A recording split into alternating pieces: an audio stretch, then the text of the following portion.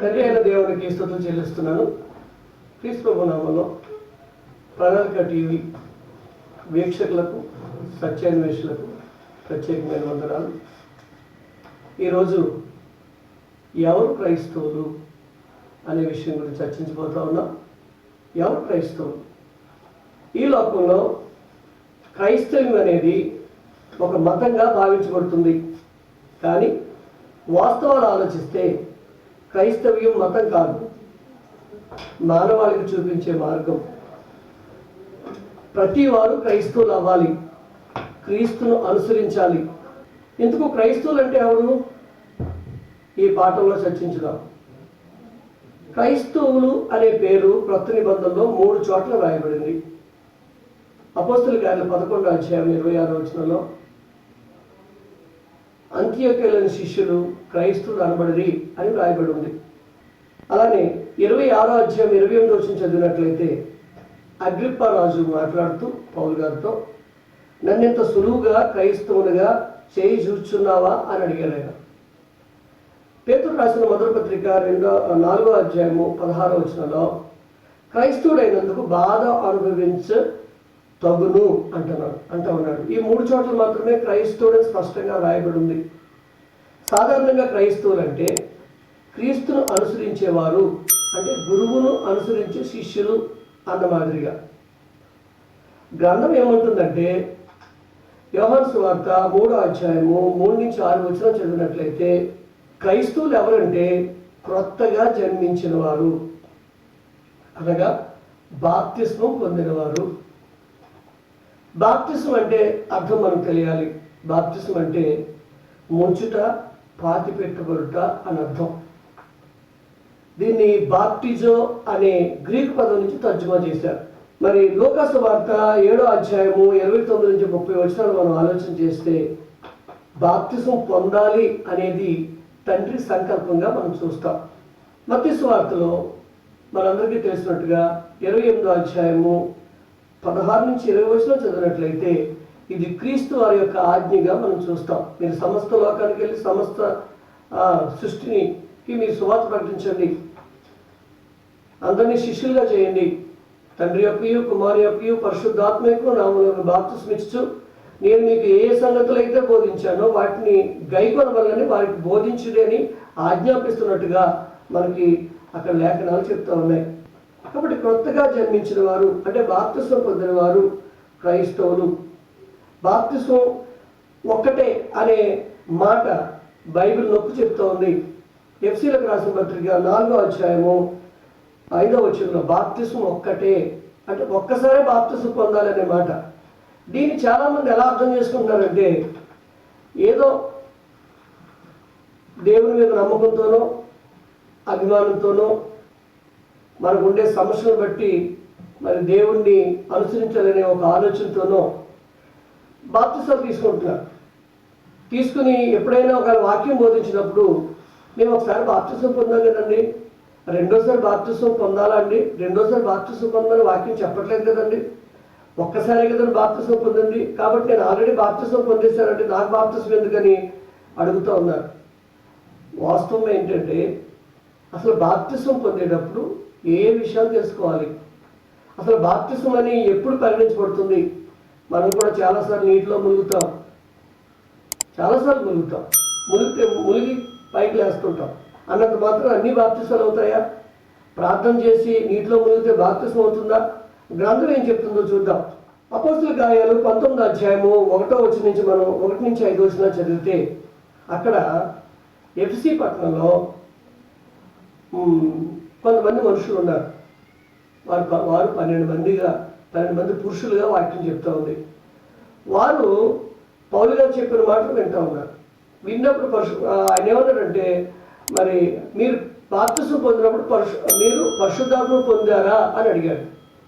అప్పుడు వాళ్ళు ఇచ్చిన సమాధానం ఏంటంటే, పరిశుద్ధాత్ముడు ఉన్నాడన్న సంగతే మాకు తెలియదు అన్నారు. అంటే మీరు దేన్ని బట్టి బాప్తిస్మం పొందారు అంటే యోహాను బాప్తిస్మించిన యోహాను ఇచ్చిన బాప్తిస్మం మేము పొందామని చెప్తారు. కాబట్టి అక్కడ మరి యేసు ప్రభు వారి గురించి, అంటే నా వెనకొచ్చేవాడు నాకంటే శక్తిమంతుడని ఆయన అన్నాడే, ఆయన గురించి మీకు నేను చెప్తున్నానని ఆయన చెప్పినప్పుడు వాళ్ళు అర్థం చేసుకుంటూ మరి దాన్ని విన్నారు, అర్థం చేసుకున్నారు. అర్థం చేసుకుని వారు బాప్తిసం పొందారు. మరి మన భాషలో చెప్పాలంటే అది రెండోసారి బాప్తిస్మా కాదు. ఎందుకంటే మొదటిది చల్లని బాప్తిసం. కాబట్టి మరి దేవుడు అంగీకరించే బాప్తిసం ఏంటి అంటే, అన్ని విషయాలు తెలుసుకున్న తర్వాత బాప్తిసం పొందడం అనేది దేవుడు అంగీకరించే బాప్తిసం సోదరులారా.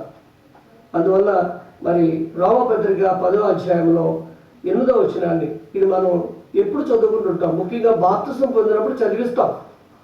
కాబట్టి ఆ విషయాలు తేటగా అర్థం చేసుకోవాలని మనం చేస్తూ ఉన్నాను. యేసు నా ప్రభుని, దేవుడు ఆయనను మృతుల్లో నుండి లేపాడని హృదయంలో విశ్వసించాలి అనే మాట చెప్పబడుతూ ఉన్నాయి.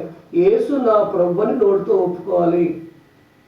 దేవుడు ఆయనను మృతుల్లో నుండి లేపాడు అని హృదయమందు విశ్వసిస్తే రక్షించబడతావు అనేది చెప్తూ ఉన్నారు సోదరుల.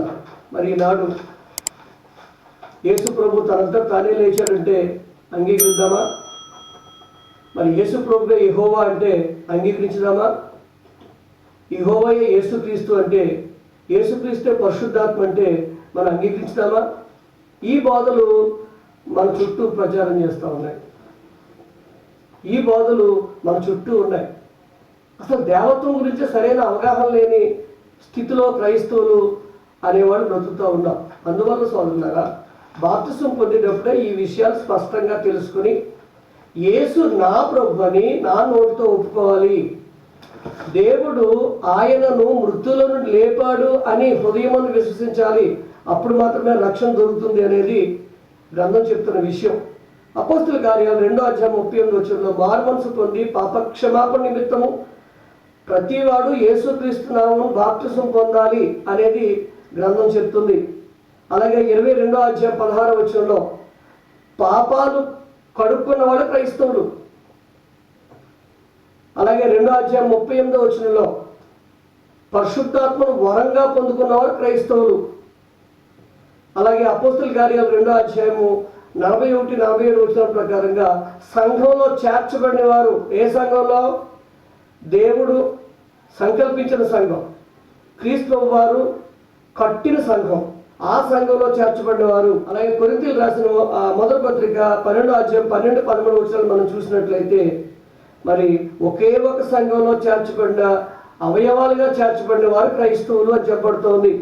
ఎఫెసీయులకు రాసిన పత్రిక 4వ అధ్యాయము 22-24 వచనం చదివితే నవీన స్వభావం ధరించుకున్న వారు క్రైస్తవులు. అలానే కొరింథీయులకు రాసిన మొదటి పత్రిక 11వ అధ్యాయం 1వ వచనం ప్రకారంగా క్రీస్తుని పోలి నడుచుకునేవాడు క్రైస్తవుడు. దీని కొరకు పౌలు గారు ఎంత శ్రమపడ్డారో తెలిసిన 9వ అధ్యాయము అదే పత్రిక 9వ అధ్యాయం 27వ వచనం మనం చదివినట్లయితే నేను ఇతరులకు బోధించిన తర్వాత నేనే భ్రష్టుని అయిపోతానేమో అని నా శరీరాన్ని నలగొట్టుకుని దాన్ని లోపరుచుకుంటున్నాను అన్నాడు. 11వ అధ్యాయం వచ్చేసరికి నేను క్రీస్తుని పోలి నడుచుకున్నట్లు మీరు నన్ను పోలి నడుచుకోండి అని చెప్తా ఉన్నాడు. కాబట్టి సోదరులారా, క్రైస్తవులు ఎలా నడవాలో, మరి ఎలా నడిచిన వారు క్రైస్తవులు అనబడతారో గ్రంథం చెప్తా ఉంది. ఎఫెసీయులకు రాసిన పత్రిక 5వ అధ్యాయం 1-18 వచనాలు మనం చదివినట్లయితే దేవుని పోలి వాళ్ళు నడుచుకుంటారు క్రైస్తవులు. ప్రేమ కలిగి ఉంటారు, వెలుగు సంబంధం వలె నడుస్తారు, జ్ఞానుల వలె నడుస్తారు, ప్రభు చిత్తం ఏమిటో గ్రహించి వారు జీవితాన్ని కొనసాగించుకుంటారు, ఆత్మానుసారంగా నడుస్తారు అని గ్రంథం చెప్తా ఉంది. మనం ఎలా జీవిస్తున్నామో ఆలోచిద్దాం. పాపులైన మనం నీతిమంతులుగా చేయబడ్డాం, తర్వాత పరిశుద్ధులమై ఉన్నాం. క్రైస్తవులు మరి క్రీస్తును ధరించుకున్నారు కాబట్టి క్రీస్తును అనుసరించి నడుద్దాం. దేవునికి ప్రభువులకు మహిమకరంగా బ్రతుకుదాం. అలా ఉండడానికి దేవుడు మనందరికీ సహాయం చేయాలని కోరుతూ, క్రైస్తవులు అంటే ఎవరు అనేది గ్రంథ ప్రకారంగా వాక్యాలు ఆలోచన చేస్తూ ముందుకు వెళ్ళాలని కోరుతూ ముగిస్తున్నాను. అందరికీ వందనాలు, ప్రార్థన.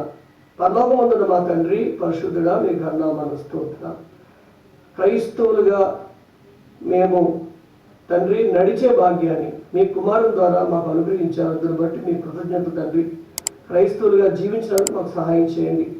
లేఖనాలను ఆధారం చేసుకుని మా విశ్వాస జీవితాన్ని దేవా మరి మీ చిత్తానికి అనుకూలంగా మీకు మహిమకరంగా కొనసాగించుకోవడం సహాయం చేయమని, ఎంతవరకు ఓపికగా ఉన్న సోదరులందరినీ ప్రత్యేకించి దీవించమని, ముఖ్యంగా ప్రణాళిక టీవీ వారిని, ఆ సిబ్బందిని, అలాగే తండ్రి ఈ యొక్క మాటలు విన్న శ్రోతలను, వీక్షకులను, సత్యాన్వేషులను ప్రత్యేకించి దీవించమని యేసు నామాన్ని అడుగుతున్నాను తండ్రి. ఆమేన్. అందరికీ వందనాలు.